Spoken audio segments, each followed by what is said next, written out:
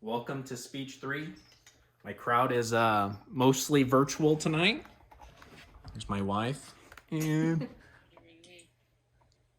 there is my crowd.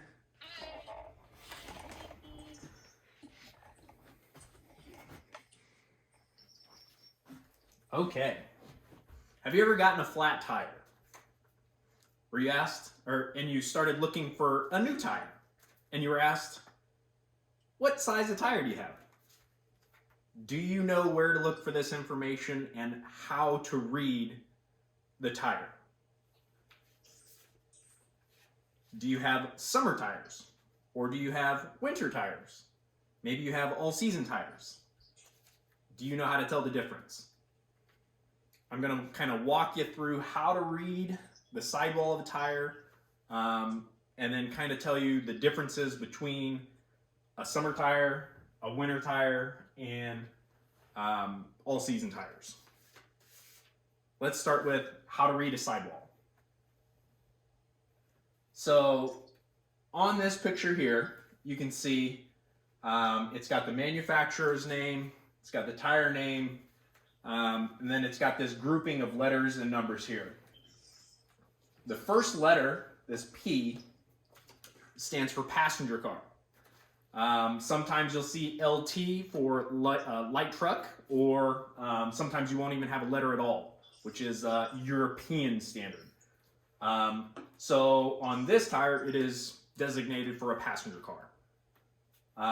The next grouping of numbers there, this one is a 205, so this is the width of a tire. The width of the tire in millimeters. So on this tire, it would be 205 millimeters wide. And then you'll see the next grouping of letters or numbers here, which is a 55. This is actually an aspect ratio telling you if you took the width and multiplied it by 0.55, it would give you the height of the sidewall of the tire. So on this tire, with it being 205 and 55, the height of the tire would be about 112 millimeters tall. The next letter there is an R. This stands for radial tire. All modern day tires you'll find are pretty much all radial. Back in the day, they used to be bias ply or cross ply. Most all modern day tires will be a radial. The next number here is your wheel diameter, the wheel size based in inches. So this is a 19-inch wheel. Very common.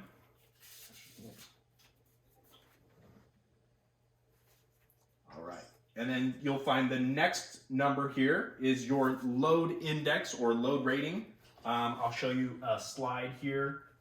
This one here is a graph of different load ratings. They will, if you look at 92, which is the load rating on the tire that's displayed, it is 1,389 pounds is the maximum weight that tire can hold. And that would be for each tire. The last letter here is the speed rating. So the speed rating, it tells you how fast you can go on that tire, the maximum speed that that tire is rated for. This chart here is provided by Kenda Tire. The first one was actually provided by Tire Rack. So let's move on to, there is a few other symbols and letters here. M plus S. So this is a tire that is rated for mud and snow. And then this little symbol here is a little mountain with a snowflake. That would signify a winter tire. And then I'm not going to go over this other information here. There is a lot of information on the sidewall, but that is basically the major information that you need to know on that tire and how to read the tire size, load rating, speed rating, the basic gist of reading a sidewall of a tire. So we're gonna move on to the different types of tires. We're going to start with summer tire. I'll show you a picture here. So a summer tire, the summer tire you can see here, it's got very shallow grooves. It is got some a lot of rubber that will meet the contact of the ground. The summer tires are best above 45 degrees.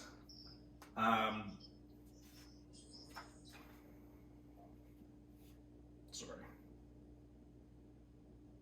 These tires are better for performance in wet and dry conditions.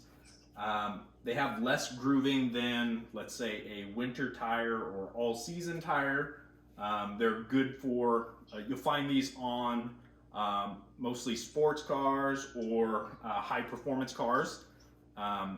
These would be, if you want the best traction in wet or hotter climate conditions, these would be your best bet on a tire. We're going to move on to what would be good under 45 degrees, which would be a winter tire. As you can see, the grooves on this tire are a lot thicker or a lot deeper. You've got a lot more cuts in the tire. These are called sipes. The channels here will help bite into snow, ice. The rubber compound used in a winter tire is a lot softer, so it stays flexible under 45 degrees. This also makes it extremely bad in summer. I mean, not necessarily bad, but it will wear out your tires if you use them above 45 degrees for extended periods of time, because the rubber is so soft. As the temperatures go up higher, it's going to be softer and softer, causing the tire to wear out faster. But this is what makes it so good in snow. It will get you through the snow a lot better than a summer tire. Next, we're going to move on to all-season tire. Why wouldn't you just use an all-season tire all around, all the time? So as you can see in the picture, it looks like essentially a hybrid between a summer tire and a winter tire. It has a lot of grooves, kind of like the winter tire, not quite as many, but the rubber compound used in an all-season tire, it's a little firmer than a summer tire, so it's not as good, let's say, in extremely hot conditions as a summer tire, because it does have a lot more groove or cuts and grooves and sipes in the tire than a summer tire, so you don't have as much rubber on the ground. And the rubber is a little bit harder, so it's not as sticky as what a summer tire would be. But you'll find these are the most common tires you'll find on a car these days, especially in a climate like ours. The only problem is with it being kind of geared towards being able to use it in the summer and also in the winter. It will be, it has kind of the same attributes that a summer tire would. So below 45 degrees, this tire here will start to get hard, just like a summer tire will. Not quite as at the same rate as a summer tire, but you'll find that you'll start to lose traction even with an all-season tire, because they're designed to be okay in both conditions. So you don't want to use this in extremely winterous months where it gets extremely cold, or extremely hot months where, I mean, you can use it in extremely hot months, but it's not going to be as good as a summer tire as far as traction would be in the summer months.